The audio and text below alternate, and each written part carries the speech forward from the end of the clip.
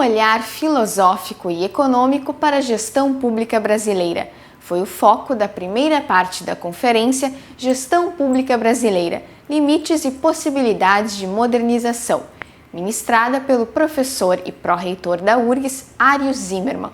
Ele reflete sobre o senso comum brasileiro, que normalmente tem impressões negativas dos serviços públicos do país. Além disso, ele explica o funcionamento da carga tributária e compara o estado mínimo e o estado de bem-estar social. Confira! O tema proposto, ele representa um desafio para mim, quer pela amplitude, quer pelas minhas limitações intelectuais e pelo tempo disponível também em abordar aqui, né? Por isso eu quero iniciar com algumas delimitações. Como introdução, pode-se afirmar que gestão pública refere-se à administração da máquina estatal que presta serviços à sociedade financiados pela carga tributária.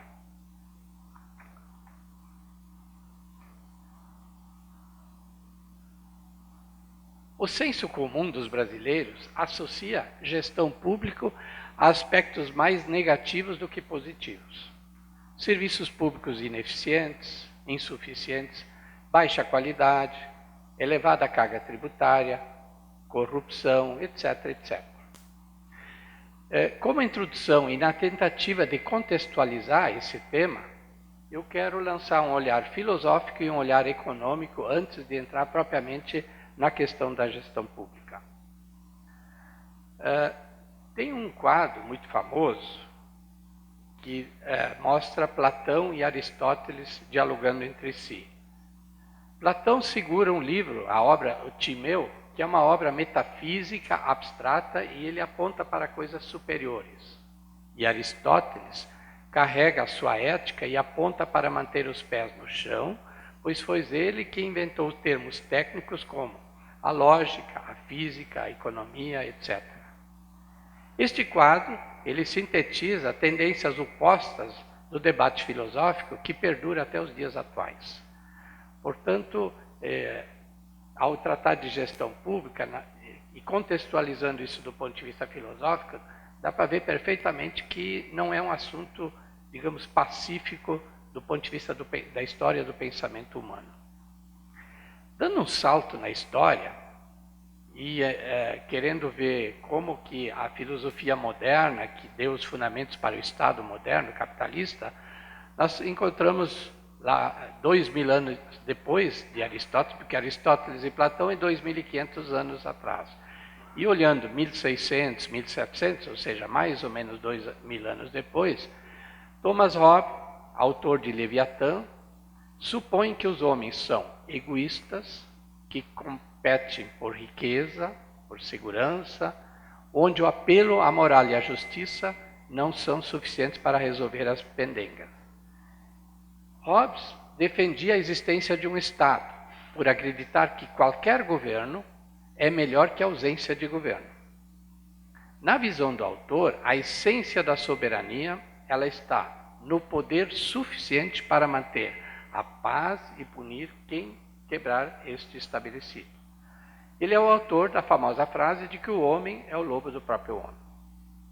Em contraponto a Hobbes, nós temos Rousseau, autor de Emílio, 1762, e autor de Contrato Social, que foi um inspirador da Revolução Francesa e influenciou o romantismo. Rousseau defendia que os julgamentos devem se basear nos sentimentos e não na razão. Dizia ele, não existe perversidade original no coração humano. Rousseau supõe que os homens nascem limpos e puros. Quem os corrompe é a sociedade e a convivência entre os homens. Sem querer fazer um contraponto, porque há exatas 2 semanas atrás, nós tivemos aqui uma belíssima conferência com uma erudição que não tem a mínima pretensão de chegar perto, da professora Jane Tuttigan, onde é que ela falava de que o homem é bom e que vale a pena investir na cultura e pensar na melhoria das relações sociais a partir disso. E eu dizia assim, olha, e o contraponto disso? Porque gestão pública, como eu disse há pouco, tem a ver com aspectos negativos, inclusive o assunto do dia hoje na mídia, que é a questão da corrupção. Então, eu chamo a atenção, quero chamar a atenção a esse debate ou essa reflexão de que a gestão pública enseja aspectos positivos e negativos e que a origem disto está no pensamento filosófico e no pensamento econômico.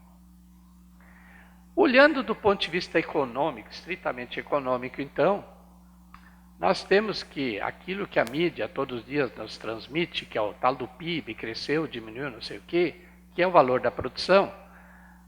Na teoria econômica, nós tratamos que produção e renda são identidades, são iguais. E que a produção, ou a renda, tem dois destinos, basicamente, grosso modo. Para financiar o consumo das pessoas ou dos agentes econômicos em geral, e a outra parte não consumida vai para o excedente econômico. A carga tributária é extraída do chamado excedente econômico, ou seja, aquilo que vai financiar o governo sai do excedente. Ou seja, o excedente econômico ele se destina a dar cobertura às poupanças da economia, dos indivíduos e do sistema como um todo, e ao pagamento de tributos. Isso significa dizer que a ação do Estado ela engendra um conflito distributivo, o qual aumenta na proporção em que o Estado ou os governos ampliam a necessidade de recursos para financiar o leque dos serviços prestados. Ou seja, se nós temos o tal do excedente e parte dele vai para a carga tributária, ninguém quer abrir mão das suas poupanças para repassar isso. Então, nasce aí uma tensão, existe aí uma tensão forte entre cidadãos e governo, no caso. No chamado Estado mínimo, defendido lá pela teoria do Hobbes e seus seguidores, o Estado, mesmo sendo ruim, é melhor ter Estado do que não ter, dizia ele, mas ele deve se limitar a funções clássicas, ou seja, segurança, justiça, segurança, justiça, administração de bens públicos. E a necessidade de arrecadar do excedente, ela é pequena. Porém, se nós olharmos para o welfare state, funções ampliadas, que além de clássicas requer recursos para poder implementar políticas públicas como educação, saúde, previdência, habitação, cultura, etc. e tal, é claro que a fatia do excedente econômico que vai para os governos deve ser maior, né? Para caracterizar bem o conflito distributivo que se estabelece aqui, eu lembro os problemas enfrentados, por exemplo, por Obama, né, no chamado Obamacare. Nos Estados Unidos, o debate de ampliar carga tributária ou destinar parcela da carga tributária para financiar a questão da saúde, lá não vinga por uma razão muito séria, que é a de que os agentes econômicos não querem pagar mais para que o Estado preste esse tipo de serviço. Então, podia pegar exemplos aqui do país, mas eu estou pegando este do Obamacare, porque é um que todo mundo já ouviu falar e a mídia fala diariamente, falava há um tempo atrás diariamente sobre isso. Então, um olhar econômico mais amplo e pragmático, né, quando as economias são mistas, quer dizer, eu estou falando aqui Estado mínimo e Estado ampliado do welfare state, mas quando as economias são mistas e o Estado, além de prestar serviços clássicos do welfare state, gera produto, renda através das empresas estatais, então essa equação se torna mais complexa ainda, pois o aparelho estatal interfere em todos os itens, ou seja, o Estado, ele gera renda, as empresas estatais geram renda, geram produção, elas integram o consumo, geram excedente, e excedente esse que vai também gerar poupança para financiar investimentos e também vão pagar tributos. Então, essa equação se torna mais complexa porque o Estado, a presença do aparelho estatal está em todos os elementos, não está só no excedente econômico que vai tirar recursos para financiar as despesas.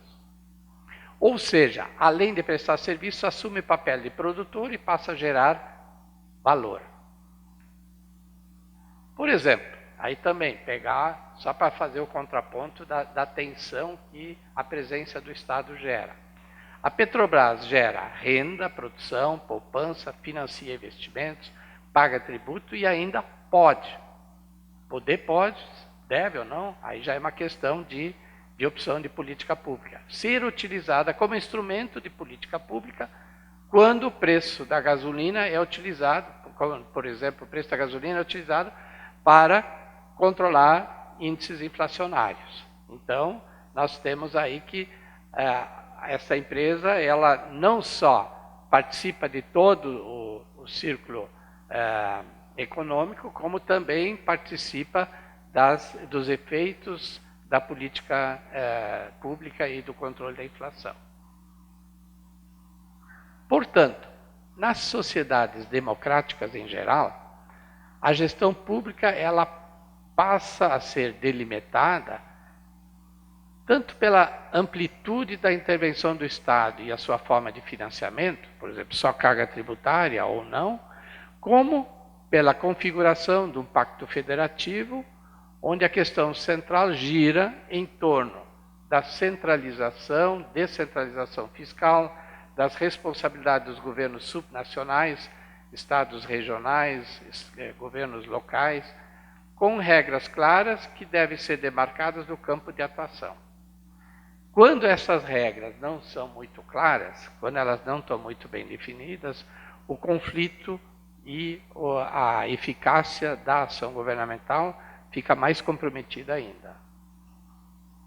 Mas, além disso, fica delimitada também pelas características da organização social do Estado do ponto de vista histórico, social, econômico, jurídico, filosófico e tal. Portanto, é um assunto tipicamente multidisciplinar, vamos chamar assim, né? Fica delimitado pelo governo que se sustenta a partir da vontade popular. Sua principal fonte é a soberania. E pela prestação de conta dos governantes também. Bom, vendo essa contextualização então, ou seja, o olhar filosófico e o olhar econômico, eu gostaria agora de refletir um pouco sobre os diferentes modelos de gestão que nós temos ao longo da história.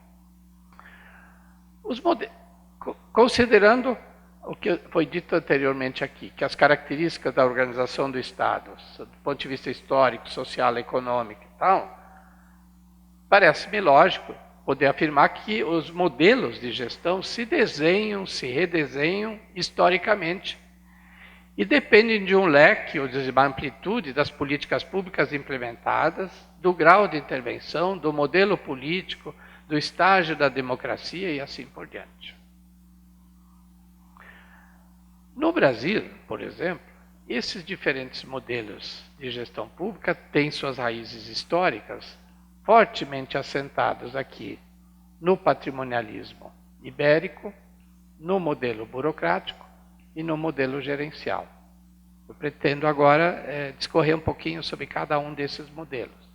O modelo gerencial brasileiro, na realidade, não passa de um modelo com adaptações de um modelo de gestão por resultado que vem vigorando nos países centrais, Estados Unidos e Europa, a partir principalmente no final do século XX, mas na segunda metade do século XX. Uma referência importante nesse tema sempre é um autor clássico que é Max Weber. Max Weber fala o seguinte, que no patrimonialismo, o governante trata toda a administração pública como seu assento pessoal. Ao mesmo modo, como explora a posse do poder político como um predicado útil para a sua propriedade privada. Ou seja, no sistema patrimonialista, governante não separa público de privado. Eles se misturam, o público e o privado se misturam. Né? No Brasil, esse assunto foi magistralmente estudado e publicado numa obra clássica, que é o Donos do Poder, título livre do professor Raimundo Faoro, formado aqui na nossa Faculdade de Direito da URGS, presidente da OAB e grande pensador, que nessa obra clássica fala da herança patrimonialista, ele chama de neopatrimonialismo, da sociedade brasileira, herdada pelos governantes e pelos modelos de gestão pública da Espanha e Portugal, ou seja, ibérico, né? Por isso chamado ibérico. E se nós olharmos os exemplos de Faoro, e mesmo puxando isso para a atualidade, ou pelo menos as últimas décadas, nós temos que o senso comum aponta isso com muita clareza. Por exemplo, o que era o poder do Toninho Malvadeza? É que eu brinco quando eu falo nele, que Deus não o receba lá em cima, né? Toninho Malvadeza, ele... Antônio Carlos Magalhães, líder político da Bahia, etc. e tal, ele, da sua prática política, misturava, muitas vezes, o que é público ou privado. Outros clãs políticos de oligarquias regionais desse país podem ser citados como exemplos aí, não na definição clássica de Max Weber, mas como um neopatrimonialismo, como, digamos, adaptações às conjunturas da história política nacional. Na tradição weberiana, então, ainda, a administração pública, conhecida agora assim como burocracia racional legal, ela é um fenômeno do Estado moderno, onde se busca clara e explicitamente a distinção da esfera pública e privada. Ou seja, isso aqui é um fenômeno que surgiu na sociedade moderna com a Revolução Industrial. Na Idade Média, o patrimonialismo era a prática mais comum, ou seja, o poder econômico, político e social, ele ficava nas mãos das oligarquias locais, regionais, nacionais. E com a Revolução Industrial e a modernização das relações de produção e, consequentemente, do Estado, a separação do público e privado se tornaram mais claras. Essa separação, então, ela estabelece a base jurídica do Estado das democracias modernas, onde deveriam ser formalmente explicitadas as esferas de competência com a divisão do trabalho baseado no conhecimento técnico específico. Nessa visão, Max Weber distingue, então, dois agentes, o agente político e o agente administrativo. E aponta que a consolidação da burocracia racional legal na sociedade democrática contribuiu para o surgimento de tensões estruturais nas esferas da justiça, dos direitos sociais e da representatividade democrática. Então, temos dois agentes, o agente político escolhido democraticamente e o agente administrativo que se encarrega da implementação das decisões estratégicas dos políticos. Mas o Weber deixou uma pergunta sem resposta clara até os dias atuais. Como controlar os aspectos técnicos utilizados pela burocracia, para os quais os políticos não têm informação para melhor orientar a fiscalização? Se os políticos fiscalizam os burocratas, mas se os políticos não entendem daquilo que o burocrata faz, como fiscalizar isso? Eu só vou dar dois exemplos, entende? A legislação tributária é extremamente complexa. Extremamente complexa. Só mesmo o burocrata diretamente envolvido para dominar todos os meandros daquela legislação. Como fica o controle e a fiscalização dos fiscais? Entende? Quer dizer, quem fiscaliza os fiscais? Mesma coisa com o orçamento. O orçamento tem toda uma linguagem de alocação, de códigos, enfim, de uma metodologia de alocação de recursos que nem sempre é fácil ser facilmente perceptível ou entendida. Então, como que o político vai controlar o burocrata que lida com aquelas questões? Então, se estabelece uma relação que eu gosto muito de uma frase que o nosso reitor aqui usou numa conversa, numa reunião nossa com a equipe da Proplan, que se estabelece uma relação de confiança. Você assistiu à primeira parte da conferência Gestão Pública Brasileira, Limites e Possibilidades de Modernização, com o professor Ario Zimmermann. Na semana que vem, você confere a segunda parte dessa palestra. Obrigada pela sua companhia e até a próxima!